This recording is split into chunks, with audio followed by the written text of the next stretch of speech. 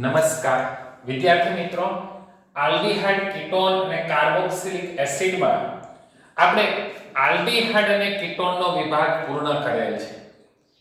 ત્યાર પછીનો જે ભાગ હતો એ કાર્બોક્સિલિક એસિડ. કાર્બોક્સિલિક એસિડની પ્રાસ્તવિક માહિતી આપણે જોઈ લીધી છે. એના ટેબલમાં આપેલા આઈયુપીએસી નામ પણ આપણે જોયા છે. હવે છે કાર્બોક્સિલિક સમૂહનું બંધારણ. પછીનો મુદ્દો છે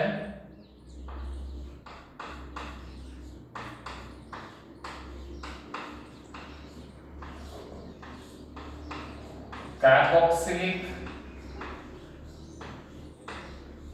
સમૂહનું બંધારણ.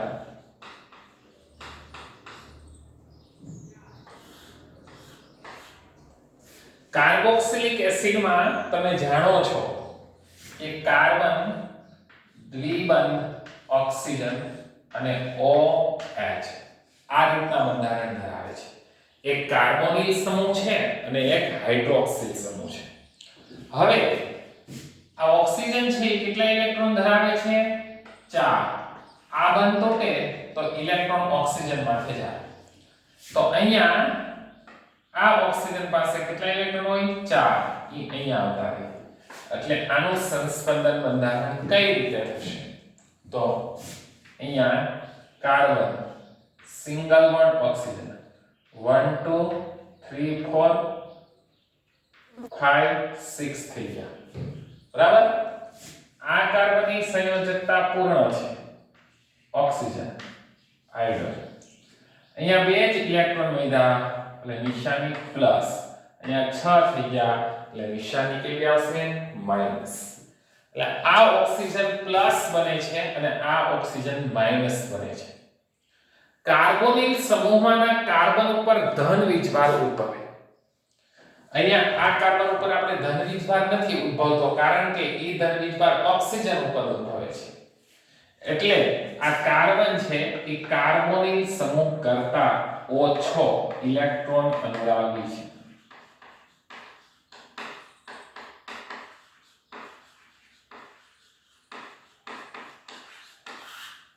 બરાબર? આ કાર્બોનિલ સમૂહના કાર્બન કરતા ઓછો ઇલેક્ટ્રોન અનુરાગી છે કારણ કે એમાં આ સંસ્પંદન બંધારણો થતા હોવાથી આ કાર્બન ધન વીજભાર પ્રાપ્ત કરતો નથી. વિદ્યાર્થી મિત્રો, લખાણ સંબંધિત પ્રશ્ન 12.6 એમાં આઈયુપીએસી નામ આપવાના છે. એમાં પીએચ લખ્યું છે, અહીંયા બેન્ઝીનની રિંગ લેવાની. ઉદાહરણ તરીકે એમાં પહેલું જ બંધારણ છે CH2 CH2 COOH. તો અહીંયા આ COOH સમૂહ છે ને 1 કહેવાય. 1 2 3 તો 3 ફિનાઇલ પ્રોપેનોઇક એસિડ. શું નામ થાય? 3 ફિનાઇલ. 3 કાર્બન છે એટલે એનું નામ શું? Propanoic acid. તો બાકીના 3 નામ છે એ વિદ્યાર્થી મિત્રો તમારે આપી દેવાના. તમારી જાતે કરશો એટલે તમને આઈયુપીએસી નામની પ્રેક્ટિસ થશે અને નામકરણની વિધિ છે એમાં પણ આપણે શીખવાડી દીધું છે કે નામકરણ કઈ રીતે કરવું. હવે લઈએ કાર્બોક્સિલિક એસિડની બનાવટ. જુદા જુદા 6 મુદ્દાઓ છે. કાર્બોક્સિલિક એસિડની બનાવટ ઘણી બધી છે. પહેલું હેડિંગ છે પ્રાથમિક આલ્કોહોલ સંયોજનો અને આલ્ડીહાઇડમાંથી.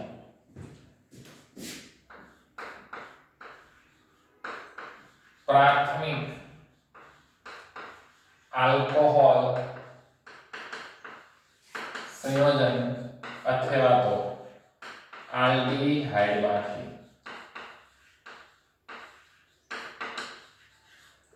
બીજું છે આલ્કાઇલ બેન્ઝીનમાંથી. બીજું શું છે? આલ્કાઇલ બેન્ઝીનમાંથી. આલ્કાઇલ બેન્ઝીન એટલે એરોમેટિક બેન્ઝીન. ત્રીજું છે નાઇટ્રાઇલ અને એમાઇડમાંથી. નાઇટ્રાઇલ અને એમાઇડમાંથી. ચોથી છે ગ્વિગ્નાર્ડ પ્રક્રિયકમાંથી.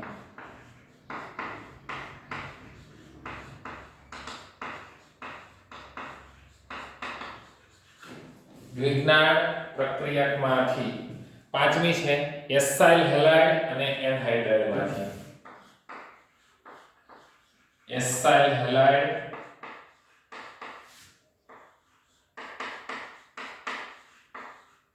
અને એનહાઇડ્રાઇડમાંથી.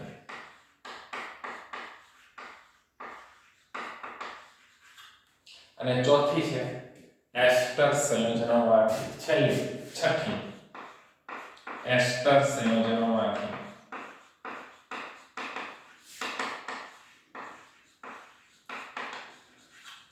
તો પહેલી લઈએ પ્રાથમિક આલ્કોહોલ અથવા તો આલ્ડીહાઇડમાંથી. તમે જાણો છો કે આલ્કોહોલનું ઓક્સિડેશન જો પ્રબળ ઓક્સિડેશન કરતા વડે કરવામાં આવે તો એનું રૂપાંતર કાર્બોક્સિલિક એસિડમાં થાય છે. તો અત્યારે પહેલું હેડિંગ લઈએ છે પ્રાથમિક આલ્કોહોલમાંથી. RCH2OH. ઓક્સિડેશન કરતા તરીકે ઘણા પદાર્થો વાપરી શકાય, પણ તમે જાણો છો કે MnO4 છે પોટેશિયમ પરમેંગેનેટ એ એસિડિક, બેઝિક અને તટસ્થ ત્રણેય માધ્યમમાં ઓક્સિડેશન કરતા તરીકે વાપરી શકાય. જ્યારે પોટેશિયમ ડાઇક્રોમેટ K2Cr2O7 એ માત્ર એસિડિક માધ્યમમાં જ કામ કરે, અથવા તો ક્રોમિયમ ટ્રાયોક્સાઇડ. આ ત્રણેય પદાર્થો એવા છે જે બીજા સંયોજનોનું ઓક્સિડેશન કરે, એટલે એને ઓક્સિડેશન કરતા કહેવાય.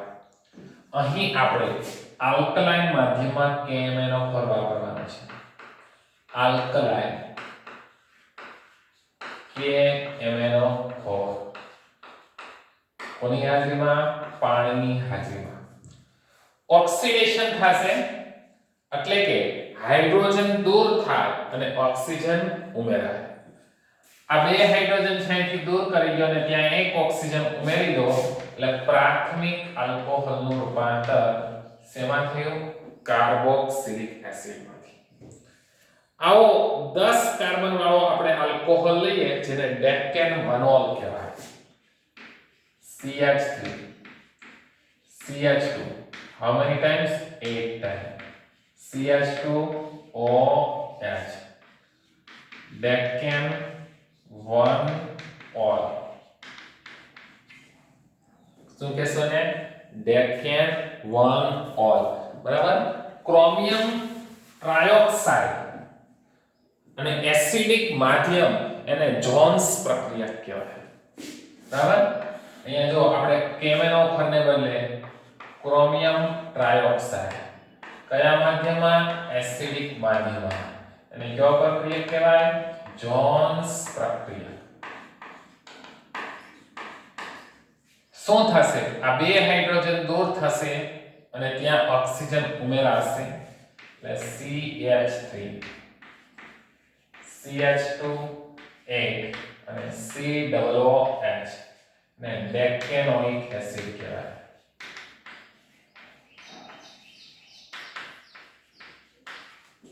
અને આપણે શું કહેશું? ડેકેનોઇક એસિડ તરીકે ઓળખીએ છીએ. બરાબર. તો આ એવું હતું કે પ્રાથમિક આલ્કોહોલમાંથી કાર્બોક્સિલિક એસિડ. હવે આલ્ડીહાઇડમાંથી કાર્બોક્સિલિક એસિડ કઈ રીતે મળે? તમે ભણી ગયા આ જ ચેપ્ટરના આગળના પીરિયડમાં. આલ્ડીહાઇડ અને કીટોનનું ઓક્સિડેશન યાદ કરો. તો આલ્ડીહાઇડના ઓક્સિડેશનમાં ટોલેન્સ કસોટી અને ફેહલિંગ કસોટી મંદ ઓક્સિડેશન કરતા વડે આલ્ડીહાઇડનું ઓક્સિડેશન કરવાથી એનું રૂપાંતર કાર્બોક્સિલિક એસિડમાં કરી શકાય છે એવું આપણે શીખી ગયા.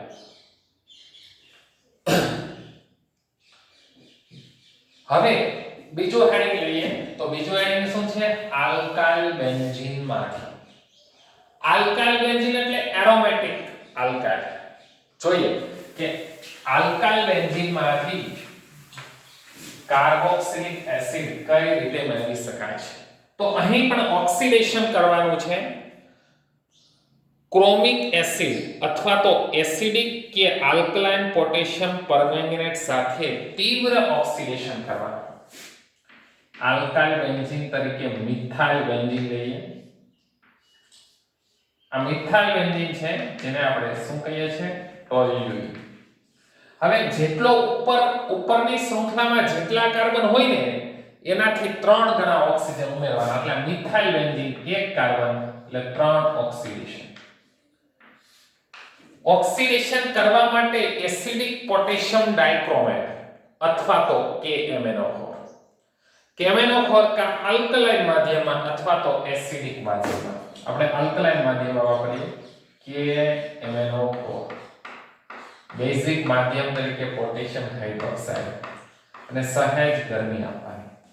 આ 3 ઓક્સિજન પૈકી 2 ઓક્સિજન વચ્ચે અહીંયા દાખલ થાય એટલે COOH. એક ઓક્સિજન સાથે 2 હાઇડ્રોજન દૂર થશે એટલે દૂર શું થશે? પાણીનો અણુ દૂર થશે. આ આલ્કાઇલ સમૂહની શૃંખલાને ધ્યાનમાં લીધા સિવાય ઓક્સિડેશન થાય. કઈ રીતે? માનો કે આ ઇથાઇલ બેન્ઝીન લઈએ.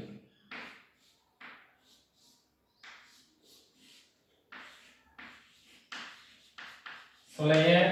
Ethyl benzene. કેટલા કાર્બનની શૃંખલા છે? 2. એટલે 2 તેરી 6 ઓક્સિજન. ઓક્સિડેશનની પ્રક્રિયા. ઓક્સિડેશન કરતા તરીકે KMnO4 બેઝિક માધ્યમ કહેવાય છે અને અહીંયા શું આપવાની છે? ગરમી. આ શૃંખલા ગમે એવડી હોય એને ધ્યાનમાં લીધા સિવાય અહીંયા હેમાં રૂપાંતર થાય COOH. એટલે નિપજ તરીકે તો આપણને બેન્ઝોઇક એસિડ જ મળ્યું. શું મળ્યું? Benzoic acid. હવે એક કાર્બન વધ્યો એટલે આપણે શું દૂર કરીએ? CO2 વાયુને દૂર કરીએ. બરાબર? હવે જુઓ અહીંયા 6 ઓક્સિજન હતા. 2 ઓક્સિજન કાર્બન અને હાઇડ્રોજનની વચ્ચે ગયા. 2 ઓક્સિજન આ બીજા કાર્બન સાથે ગયા જેથી કરીને CO2 વાયુ દૂર થયો. કેટલા ઓક્સિજન વધ્યા? ખરી વાત. કેટલા ઓક્સિજન છે? 6. એમાં 2 આ કાર્બન અને હાઇડ્રોજનની વચ્ચે થાય જો એટલે COOH મળ્યો. બીજા 2 આ કાર્બન સાથે જાય બીજા કાર્બન સાથે એટલે જો CO2 ગયો. તો 2 ઓક્સિજન વધ્યા એટલે 2H2O દૂર થાય. 2 હાઇડ્રોજન અહીંથી અને 2 હાઇડ્રોજન અહીંથી. Okay done. ચલો હવે આપણે અહીંયા લઈએ propyl benzene. CH2 CH2 CH3. તો અહીંયા આપણે શું લઈએ? Propyl benzene. તો કેટલા કાર્બન? 1 2 ને 3. 3 તેરીને 9 ઓક્સિજન. શૃંખલા ગમે એવડી લાંબી હોય, કદાચ બ્યુટાઇલ બેન્ઝીન હોય તોય ભલે, પેન્ટાઇલ બેન્ઝીન હોય તોય ભલે, આપણે તો એક જ કાર્બન વાળો કાર્બોક્સિલિક એસિડ મળે, પણ એરોમેટિક કાર્બોક્સિલિક એસિડ જેને આપણે બેન્ઝોઇક એસિડ કહીએ છીએ. વિદ્યાર્થી મિત્રો, ટેક્સ્ટ બુકમાં પ્રથમ એનો પોટેશિયમ ક્ષાર આપ્યો છે. જો અહીંયા KMnO4 છે અને પોટેશિયમ હાઇડ્રોક્સાઇડ છે એટલે આનો પોટેશિયમ ક્ષાર બતાવો તો પણ વાંધો નથી. ધારો કે પહેલા હું પોટેશિયમ બેન્ઝોઇટ બતાવું છું. બરાબર? તો શું કરવાનું? આ પોટેશિયમ બેન્ઝોઇટ મેળવો. હવે કેટલા કાર્બન વધ્યા? 2 કાર્બન વધ્યા એટલે હું શું બતાવું? 2CO2. કુલ 9 કાર્બન હતા એ પૈકીના 2 અહીંયા વચ્ચે ગયા. 2 આ કાર્બન સાથે 2 આ કાર્બન કુલ 6 ગયા. વધ્યા કેટલા ઓક્સિજન? 9 માંથી 2 તો અહીંયા જાય જે કાર્બોક્સિલિક એસિડ બને. 2 CO2 ના દૂર થયા એટલે 2 અહીંયા 2 અહીંયા એટલે 4 કુલ 6 ઓક્સિજન ગયા. વધ્યા કેટલા? 3. એટલે શું લખવાનું હોય? વત્તા 3H2O. અહીં પેલા પોટેશિયમ ક્ષાર મળે છે, પછી તમે H+ સાથે પ્રક્રિયા કરાવો H3O+ એટલે એનું રૂપાંતર શેમાં થઈ જાય? બેન્ઝોઇક એસિડમાં. આ પ્રક્રિયા 2 તબક્કામાં લખો તો પણ ચાલશે અને 1 તબક્કામાં લખો સીધું તો પણ ચાલશે. ઓકે, તો આ હતું આલ્કાઇલ સંયોજનોમાંથી. નેક્સ્ટ લઈએ નાઇટ્રાઇલ અને એમાઇડ સંયોજનોમાંથી. નાઇટ્રાઇલ અને એમાઇડ સંયોજનોમાંથી આપણું ત્રીજું એડિંગ શું છે જુઓ. નાઇટ્રાઇલ એટલે Cn અને એમાઇડ એટલે CONH2 માંથી.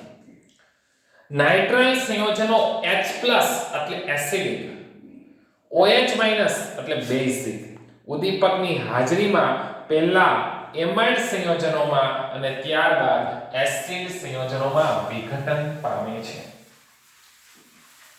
તો કાર્બોક્સિલિક એસિડની બનાવટ માટેની ત્રીજી પદ્ધતિ જોઈએ નાઇટ્રાઇલ અથવા તો એમાઇડ સંયોજનોમાંથી કાર્બોક્સિલિક એસિડ કઈ રીતે બનાવી શકાય છે.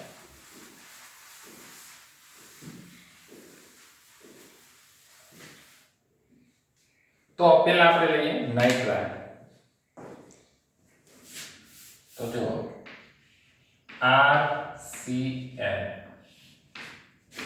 H+ અથવા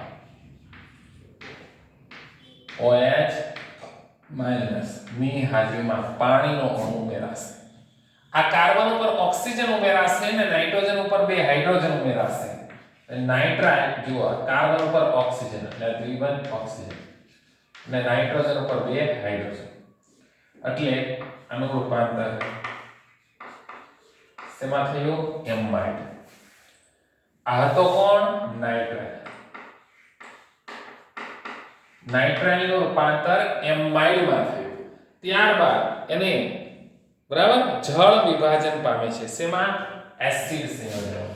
કઈ રીતના H+ અથવા OH- કેટલા તાપમાને ડેલ્ટા તાપમાને.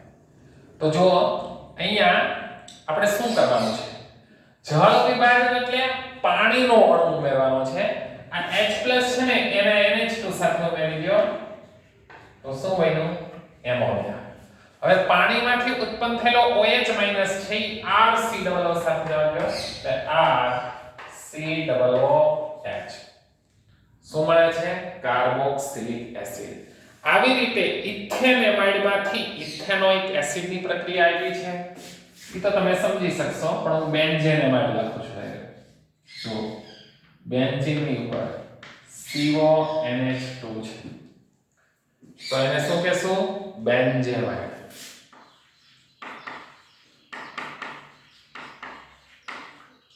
બેન્ઝેમાઇડની પ્રક્રિયા આપણે કરીએ H+ અથવા OH- કેવા તાપમાને ડેલ્ટા તાપમાને. H+ ને NH3 સાથે જવા દઈએ એટલે દૂર શું થાય એમોનિયા. બરાબર વધ્યો કોણ OH- એને CO સાથે જોડીએ એટલે CO હતો ત્યાં શું જોડાઈ ગયો OH તો નિપજ તરીકે શું મળી ગયું બેન્ઝોઇક એસિડ.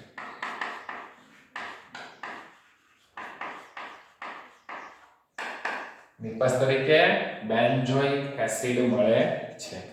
તો આ હતી ત્રીજી બનાવટ કે જેમાં આપણે નાઇટ્રાઇલ અને એમાઇડ સંયોજનોમાંથી કાર્બોક્સિલિક એસિડ બનાવી શક્યા. હવે ચોથો લઈએ ગ્રિગ્નાર્ડ પ્રક્રિયકમાંથી. ગ્રિગ્નાર્ડ પ્રક્રિયકો ઘન કાર્બન ડાયોક્સાઇડ સાથે પ્રક્રિયા કરે જેને સૂકો બરફ કહેવાય. સૂકો બરફ એટલે શું વિચારો.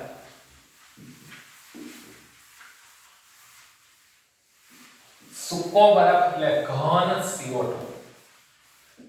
ગ્રિગ્નાર્ડ પ્રક્રિયક ઘન કાર્બન ડાયોક્સાઇડ સાથે પ્રક્રિયા કરીને કાર્બોક્સિલિક એસિડ સંયોજનોના ક્ષાર બનાવે છે જેને ખનિજ એસિડ વડે એસિડિક કરતા કાર્બોક્સિલિક એસિડમાં રૂપાંતર પામે છે. તો જો શું લઈએ ગ્રિગ્નાર્ડ પ્રક્રિયક. ગ્રિગ્નાર્ડ પ્રક્રિયકનો ફોર્મ્યુલા શું થાય RMgX. હવે સૂકો બરફ એટલે ઘન CO2 જો C double bond C double bond આ સૂકો બરફ છે. શુષ્ક ઇથરની હાજરીમાં શુષ્ક ઇથર એટલે સહેજ પણ ભેજ ન હોય એવો ઇથર. હવે જુઓ આ ઓક્સિજન માઈનસ કરો ચલો વીજભાર મૂકો તો મેગ્નેશિયમ X છે પ્લસ આલ્કાઇલ છે માઈનસ આ માઈનસ અને આ કાર્બન પ્લસ. આ CO2 છે એ ઘન હોય એટલે એને સૂકો બરફ કહેવાય. તો આ કાર્બન ઉપર હું ઉમેરશું R, MgX ને ક્યાં ઉમેરીશું? ઓક્સિજન ઉપર. એટલે આ કાર્બન ડબલ બોન્ડ ઓક્સિજન અહીંયા R ઉમેરવાનો અને આ ઓક્સિજન ઉપર હું ઉમેરવાનો MgX. એટલે જે આ નિપજ મેળવી એને મધ્યવર્તી નિપજ કહેવાય. આ મધ્યવર્તી નિપજમાં આપણે H3O+ એસિડિક માધ્યમમાં પાણી ઉમેરીએ છીએ તો પાણીમાંથી કયા આયનો ઉત્પન્ન થાય? તો તમે કહેશો H+ અને OH-. ઓકે, તો H+ આની સાથે ઉમેરી ગયો એટલે R C double bond O O અહીંયા H ઉમેરી ગયો એટલે કાર્બોક્સિલિક એસિડ બન્યો અને OH ને મેગ્નેશિયમ હાઇડ્રોક્સાઇડ સાથે એટલે MgOHX નિપજ સ્વરૂપે મળશે. આ હતી ગ્રિગ્નાર્ડ પ્રક્રિયકમાંથી. બરાબર, ગ્રિગ્નાર્ડ પ્રક્રિયક કઈ રીતે બને છે એ આપણે યલો આલ્કેનમાં ભણ્યા હતા. યલો આલ્કેનની શુષ્ક ઇથરમાં મેગ્નેશિયમ ધાતુ સાથેની પ્રક્રિયાથી આપણે ગ્રિગ્નાર્ડ પ્રક્રિયક બનાવી શકીએ. આ ગ્રિગ્નાર્ડ પ્રક્રિયક હેલોજન યુક્ત હોય છે. એને શુષ્ક ઇથરની હાજરીમાં સૂકા બરફ સાથે પ્રક્રિયા કરાવતા આપણને કાર્બોક્સિલિક એસિડ મળે છે. પાંચમી બનાવટ જો એસાઇલ હેલાઇડ. એસાઇલ હેલાઇડ અને એનહાઇડ્રાઇડ બંનેમાંથી બને. તો કઈ રીતના? તો એસિડ ક્લોરાઇડ સંયોજનો પાણી સાથે જળ વિભાજન પામીને કાર્બોક્સિલિક એસિડ આપે છે. તો જુઓ RCOCl. જો આનું સીધું જ પાણી વડે હું જળ વિભાજન કરું તો અહીંયા OH ઉમેરી દેવાનો અને ઓલા પણ H+ ઉમેરી દેવાનો. બરાબર, એટલે શું થશે? જુઓ RCO હતો અહીંયા ઉમેરજો OH. આમાંથી શું છૂટો પડશે? Cl- એ ખરેખર પાણીના H+ સાથે જોડાઈ જશે એટલે HCl દૂર થશે. એટલે આ એસિડ ક્લોરાઇડ હતો RCOCl એને એસાઇલ હેલાઇડ પણ કહેવાય. એનું જળ વિભાજન કરતા OH જોડાઈ CO સાથે એટલે એનું રૂપાંતર કાર્બોક્સિલિક એસિડમાં થાય. બરાબર, કારણ કે આપણે ફક્ત OH જ જોડ્યો છે. માનો અહીંયા બીજા સ્ટેપમાં એવું છે OH- H2O+. તો ઓક્સિજન આની સાથે જવાય અને બરાબર તમારે ઓક્સિજન એક જ જોડો ખાલી પેલા તો શું થશે? જુઓ RCOO- અને Cl+. કારણ કે H+ નથી જોડ્યો, OH માંથી ખાલી ઓક્સિજન જ જોડ્યો તો RCOO- બતાવ્યું છે. પણ તમને ખબર જ છે પછી તરત એસિડ સાથે પ્રક્રિયા થાય H3O+ એટલે અહીંયા H+ જોડી દેવાનો એટલે RCOO- HCl. આ હતું એસિડ ક્લોરાઇડ માંથી. હવે લઈએ બેન્ઝોઇક એનહાઇડ્રાઇડ. હવે આ તો સમજ્યા કે એસાઇલ હેલાઇડ. હવે બેન્ઝોઇક એનહાઇડ્રાઇડ જુઓ C6H5 એટલે બેન્ઝીન.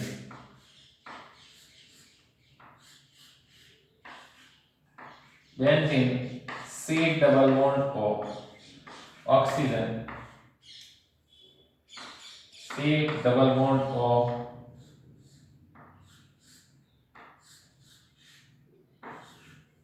આ બેન્ઝોઇક એનહાઇડ્રાઇડ છે. આ બેન્ઝોઇક એનહાઇડ્રાઇડ છે એની પ્રક્રિયા આપણે H2O સાથે કરવાની. તો જુઓ અહીંથી બંધ તૂટશે. આ બાજુ H+ ઉમેરી દઉં અને આ બાજુ OH- ઉમેરી દઉં એટલે શું થશે? બેન્ઝીનની ઉપર COOH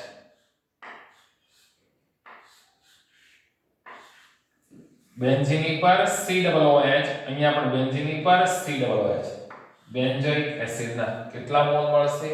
2 મોલ મળશે. આવું તમે બેન્ઝોઇક ઇથેનોઇક એનહાઇડ્રાઇડ જો આ એનહાઇડ્રાઇડ તો છે જ પણ એક બાજુ બેન્ઝોઇક હોય ને એક બાજુ ઇથેનોઇક હોય તો આ જે આપણને પ્રક્રિયા લીધો તો એ બેન્ઝોઇક એનહાઇડ્રાઇડ હતો.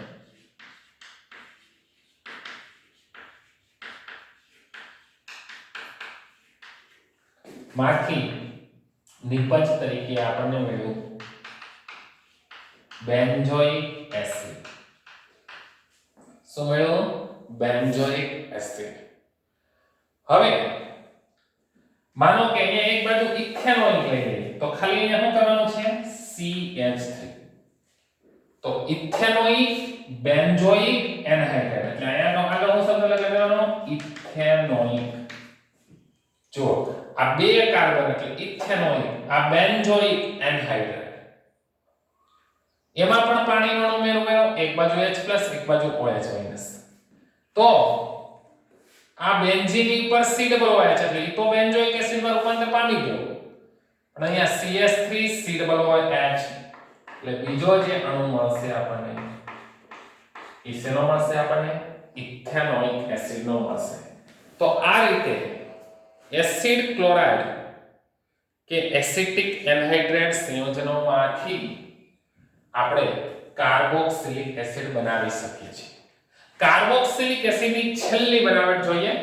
હેડિંગ છે એસ્ટરમાંથી. શેમાંથી છે? એસ્ટરમાંથી. આ પ્રક્રિયા આપણે આલ્કોહોલમાં શીખી ગયા છીએ. આ પ્રતિવર્તી પ્રક્રિયા છે. એસ્ટરનું જળ વિભાજન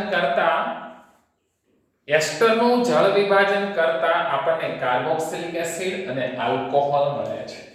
તો છેલ્લી પ્રક્રિયા જોઈએ એસ્ટરના જળ વિભાજન દ્વારા કાર્બોક્સિલિક એસિડની બનાવટ.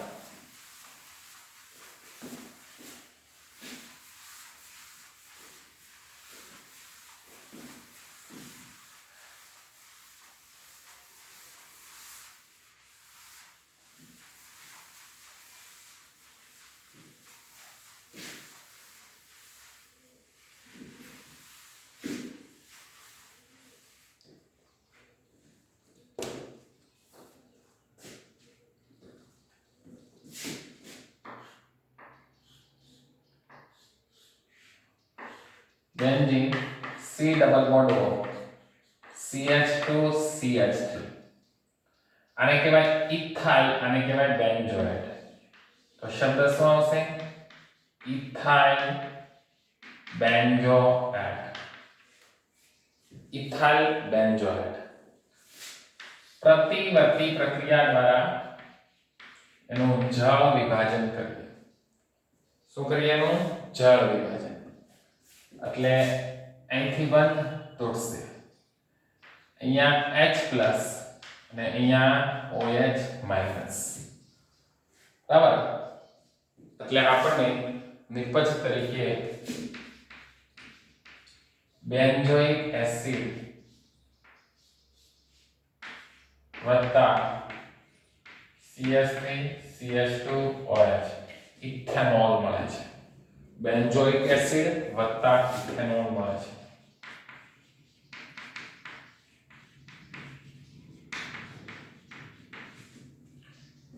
હવે ત્રીજો છે ઇથાઇલ બ્યુટેનોએટ. જો જે બાજુ C ડબલ O હોય ને એ બાજુ OH લાગે. આ છે ઇથાઇલ, આ છે બ્યુટેનોએટ.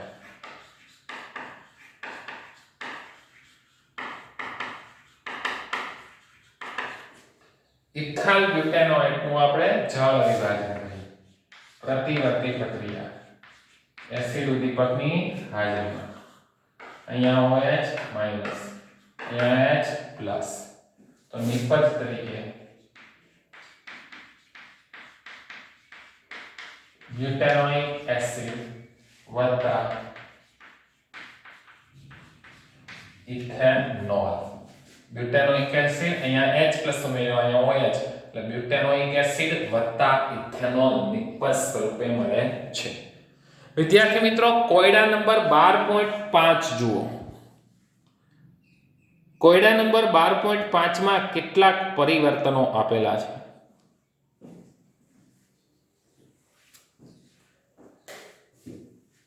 બરાબર?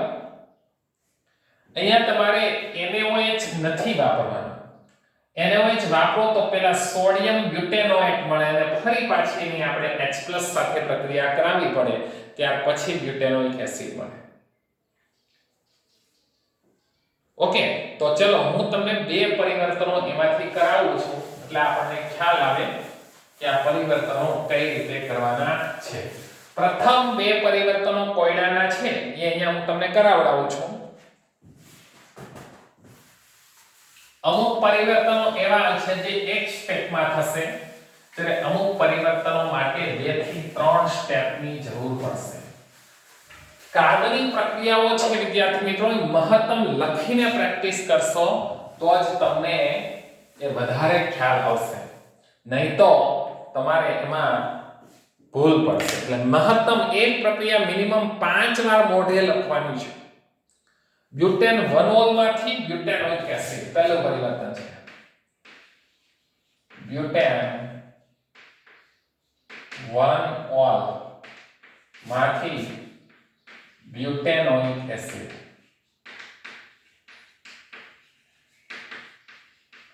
તો વિદ્યાર્થી મિત્રો જુઓ, CH3 CH2 CH2 CH2 OH આ બ્યુટેન 1 એનું આપણે રૂપાંતર કરવું છે બ્યુટેનોઇક એસિડ.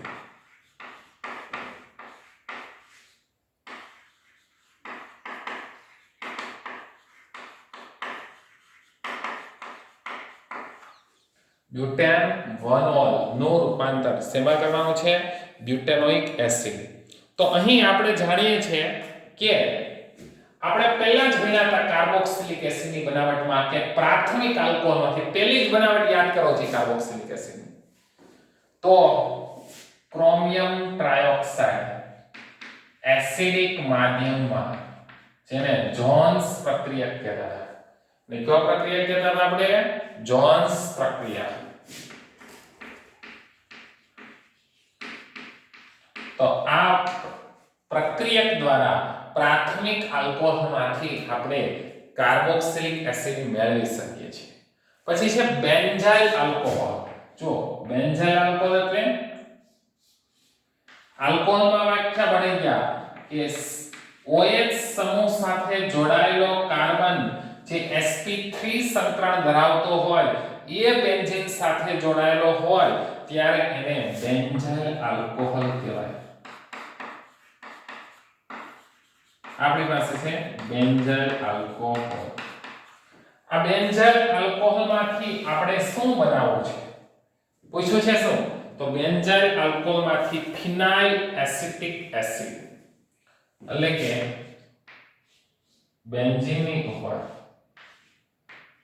CH2 COOH આવું બનાવવું છે. બરાબર? બેન્ઝીનની ઉપર CH2 COOH. તો વિદ્યાર્થી મિત્રો અહીંયા CH2 છે, આ OH છે, તો અહીંયા એક કાર્બન હજી વધુ જોશે કારણ કે નિપજમાં જુઓ 2 કાર્બન છે. બેન્ઝીનની ઉપર જે સમૂહ છે એમાં 2 કાર્બન છે. બરાબર? તો હવે આપણે શું કરવું પડે? તો આ OH ને વિસ્થાપન કરીને આપણે એક કાર્બન વધુ દાખલ કરવો પડે. આ OH ને દૂર કરીને એક કાર્બન દાખલ કરવો પડે કારણ કે અહીંયા જુઓ આ બેન્ઝીન ઉપર એક કાર્બન જ છે જ્યારે અહીંયા બેન્ઝીન ઉપર 2 કાર્બન છે. તો આપણે હેલો આલ્કેનમાં ભણ્યા છીએ કેન્દ્રાનુરાગી વિસ્થાપન પ્રક્રિયા. એટલે પહેલા તો OH કાઢીને આપણે બ્રોમિન દાખલ કરી દઈએ. એટલે પહેલા છે ને એની HBr સાથે પ્રક્રિયા કરવી. કારણ કે આલ્કોહોલમાં કે એવું નથી આવતું કે OH વિસ્થાપિત કરીને એક કાર્બન વધારી શકાય. એટલે પહેલા હું આની HBr સાથે પ્રક્રિયા કરું એટલે આ OH અને H એટલે H2O દૂર થયો તો બે આલ્કાઇલ બેન્ઝાઇલ હેલાઇડ. શું મળ્યો? Benzyl halide. બ્રોમિન સાથે જોડાયેલો કાર્બન જે sp3 સંકરણ ધરાવે છે એ જે વલય સાથે જોડાયેલો છે બેન્ઝીન એ sp2 સંકરણ વાળું છે.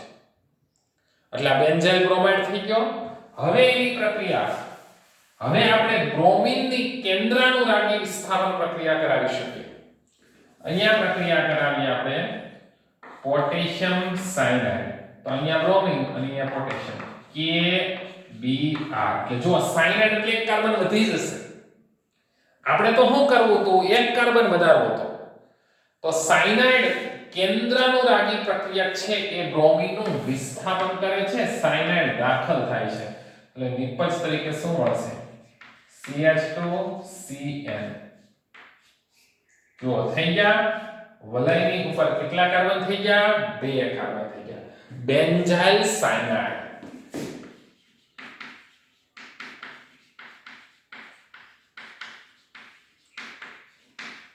શું નિપજ તરીકે મળ્યું? Benzyl cyanide. હવે એની પ્રક્રિયા તમે ભણ્યા, હમણાં જ ભણ્યા કાર્બોક્સિલિક એસિડની બનાવટ. એમાં આવ્યું નાઇટ્રાઇલ સંયોજનોનું રિડક્શન. તો H+ અથવા OH ની માઈનસની હાજરીમાં H3O+. તો પહેલા આનું રૂપાંતર એમાઇડમાં થાય, C double bond O NH2. બરાબર ને? એમાઇડમાં થાય. એટલે હજી એક સ્ટેપ વધારવું હોય તો આ નિપજ લખી નાખવાની કે CH2, C double bond O NH2. પછી H+ આમાં ઉમેર દેવાનો એટલે એમોનિયા મળશે, અને OH આમાં ઉમેર દેવાનો એટલે ફિનાઇલ એસિટિક એસિડ મળશે, જેને ફિનાઇલ ઇથેનોઇક એસિડ તરીકે પણ ઓળખીએ છીએ. વિદ્યાર્થી મિત્રો, બાકીના 4 પરિવર્તનો હાવ હેલા છે. જે પ્રક્રિયાઓ આપણે ભણી ગયા એ જ પ્રક્રિયાઓ છે, તમારે જાતે કરવાના છે. છતાં એમાં કઈ પ્રશ્ન થાય તો મને પૂછવાનો છે. લખાણ સંબંધિત પ્રશ્ન 12.7. નીચે દર્શાવેલ સંયોજનોને કેવી રીતે બેન્ઝોઇક એસિડમાં રૂપાંતર કરી શકાય એ આપણે કહેવાનું છે. નીચે દર્શાવેલ સંયોજનોને એક હું તમને કહી દઉં. માનો કે ઇથાઇલ બેન્ઝીન પેલો છે ઇથાઇલ બેન્ઝીન. તો આપણે આવી ગયું ને આ બીજી બનાવટ કાર્બોક્સિલિક એસિડમાં કે આલ્કાઇલ બેન્ઝીનનું ઓક્સિડેશન. કેટલા કાર્બન છે? 2. એટલે અહીંયા 6 ઓક્સિજન લેવાના. KMnO4 બેઝિક માધ્યમ. તો આનું રૂપાંતર શેમાં થઈ જાય? બેન્ઝોઇક એસિડમાં. તો આવી રીતના એ લખાણ સંબંધિત પ્રશ્ન છે, લખાણમાં ક્યાંક ને ક્યાંક આવી ગયા હશે. એસિટોફિનોનને, બ્રોમોબેન્ઝીનને અને ફિનાઇલ ઇથિનને, બરાબર, ફિનાઇલ ઇથિનને કઈ રીતના બેન્ઝોઇક એસિડમાં રૂપાંતર કરી શકાય એ તમારે જાતે કરવાનું છે. હવેનો મુદ્દો છે કાર્બોક્સિલિક એસિડના ભૌતિક ગુણધર્મો.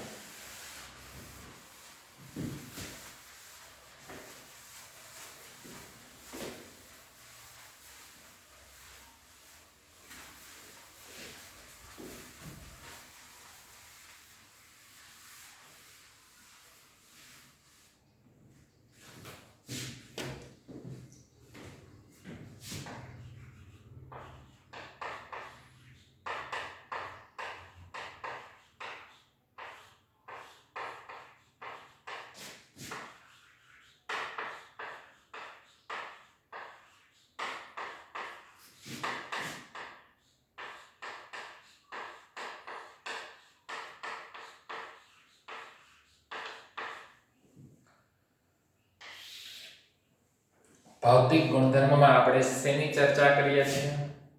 પહેલા તો ભૌતિક સ્થિતિ. 1 કાર્બન વાળો carboxylic acid formic acid, 2 carbon વાળો એસિટિક એસિડ, 3 કાર્બન વાળો પ્રોપેનોઇક એસિડ, 9 કાર્બન પરમાણુઓ સુધીના એલિફેટિક કાર્બોક્સિલિક એસિડ સંયોજનો ઓરડાના તાપમાને ખરાબ વાસ ધરાવતા, એટલે અરુચિક વાસ ધરાવતા રંગવિહીની પ્રવાહીઓ છે. એટલા 9 કાર્બન સુધીના જે એલિફેટિક કાર્બોક્સિલિક એસિડ છે. એ કેવી વાસ ધરાવે છે? અરુચિ વાસ ધરાવતા રંગવિહીન પ્રવાહી છે. હવે 9 થી વધુ કાર્બન એટલે 10 કાર્બન, 11 કાર્બન, 12 કાર્બન એમની મીણ જેવા ઘન બને. અને તમે જાણો છો વધુ કાર્બન, 12 થી વધુ કાર્બન ધરાવતા એલિફેટિક કાર્બોક્સિલિક એસિડ છે ને આપણે ફેટી એસિડ કહીએ છીએ. એ પ્રાણીઓમાં ચરબી સ્વરૂપે અને વનસ્પતિમાં પણ હોય છે. નીચી બાષ્પશીલતાને કારણે વ્યાવહારિક રીતે તે વાસ વિહીન છે. મીણ જેવા ઘન બને, ઘટ પ્રવાહી બને એટલે એનું બાષ્પમાં રૂપાંતર થાય નહીં. કાર્બોક્સિલિક એસિડ સંયોજનોના ઉત્કલન બિંદુ સમાન આણ્વીય દળ ધરાવતા આલ્કોહોલ સંયોજનો કરતાં પણ ઊંચા હોય છે.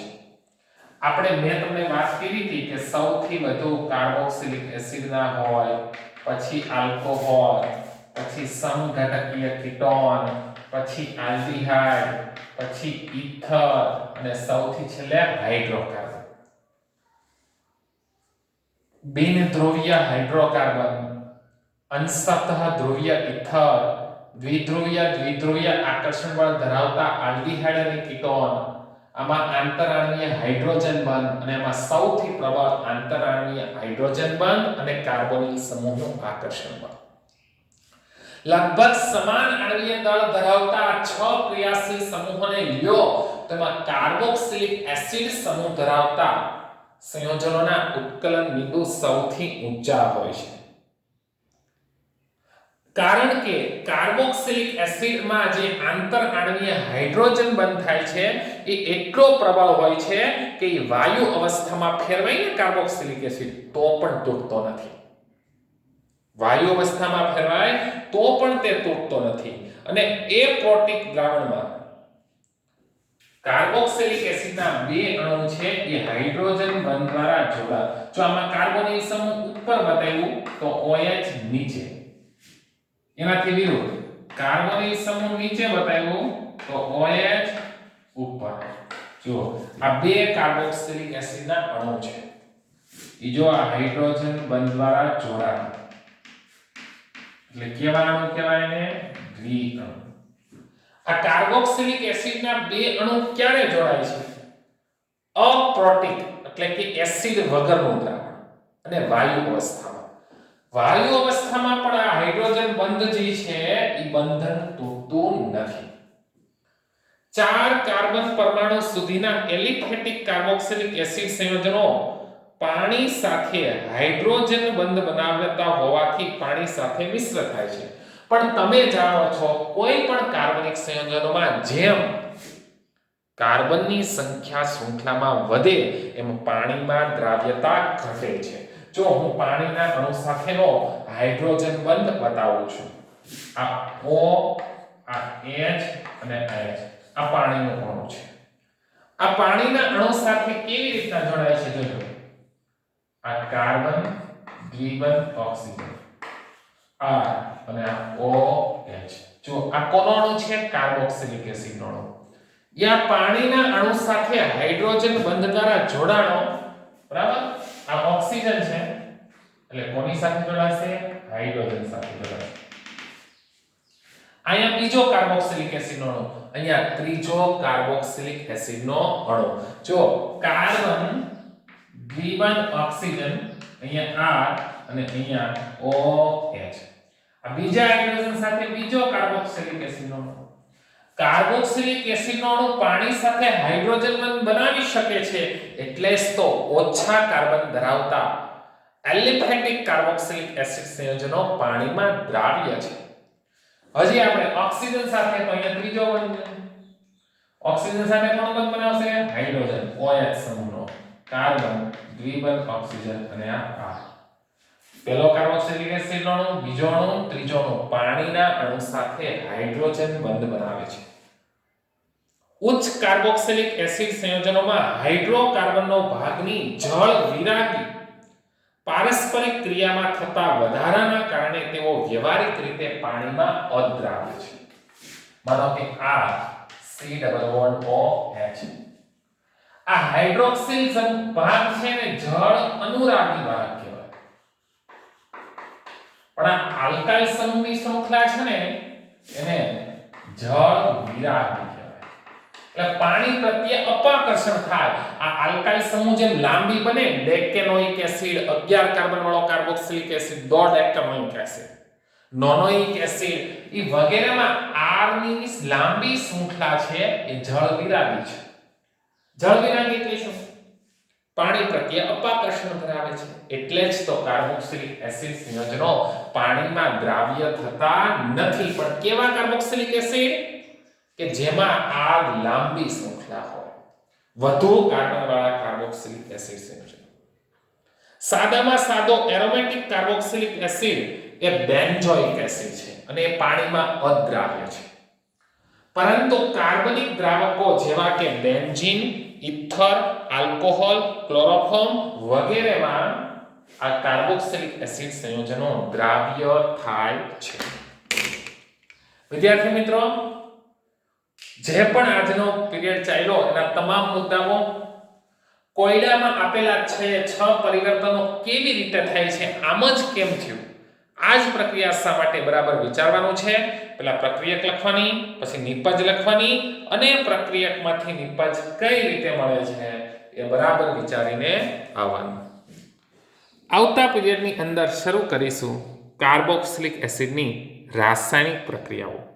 હવે પછીના 2 પીરિયડ આવશે, એટલે પીરિયડ નંબર 7 અને પીરિયડ નંબર 8. 8 પીરિયડને અંતે આપણું ચેપ્ટર પૂર્ણ કરીશું.